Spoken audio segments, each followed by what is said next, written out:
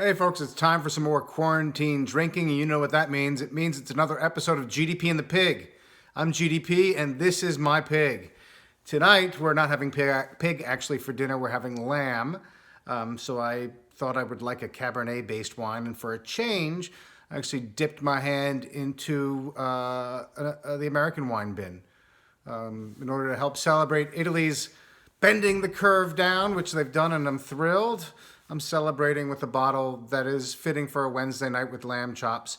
It's from my take from bin of American wines, as it so happens, and it's take from because the fill is a little low. I mean, I would call that very top. It was where you can't really see it. I wanted to taste it before I showed it to you. So it's where the yellow rubber band was.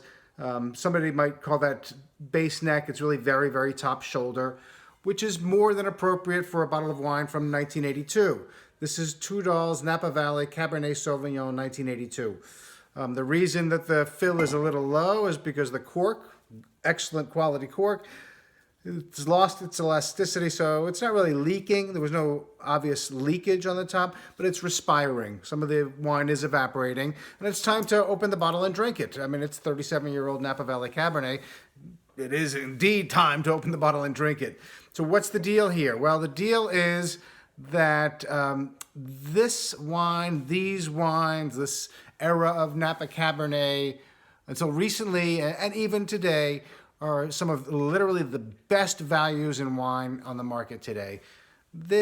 I purchased this for less than 20 bucks a decade ago. I think today you probably could score it for somewhere around 40 or 50 bucks. $2 not very well known, even though it is a great historic, relatively historic winery. I went on the map to look at what was around it, to try to give you an idea, and I don't even know the wineries around it. It's in St. Helena, north of St. Helena, between St. Helena and Calistoga, right where sort of the valley gets very narrow, Napa Valley gets very narrow and it bends.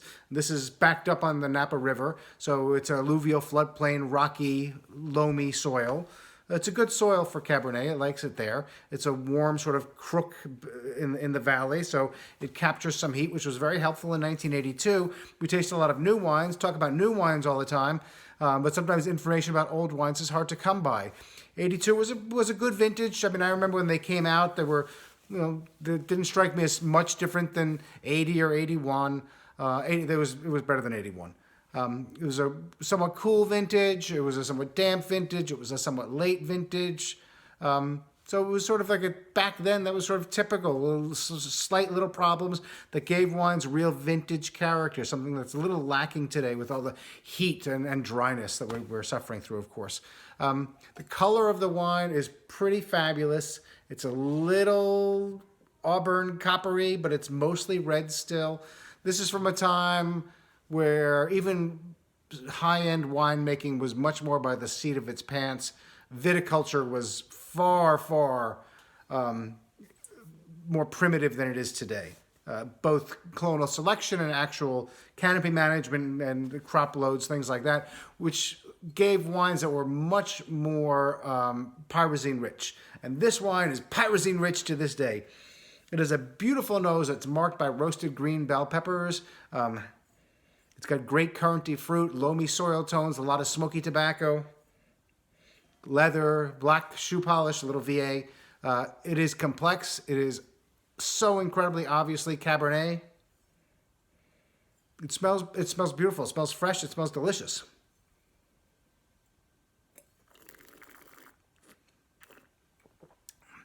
And in the mouth, it needs some air. The acidity is a little elevated at this point.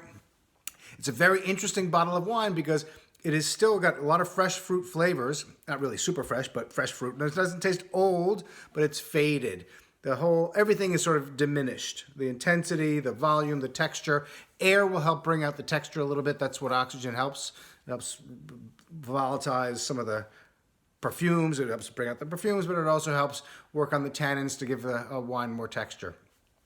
So this is Tudal's 1982 Napa Valley Cabernet Sauvignon. A lot of people are going to be very upset with me when I repeat this, but this is where value lies today. If you like mature wine, there's still a lot of sort of under the radar, old, beautiful, intact California Cabernets for very little money. probably less than current releases, if you can believe that. So that's all I got today. I'm going to go enjoy this bottle with some grilled lamb.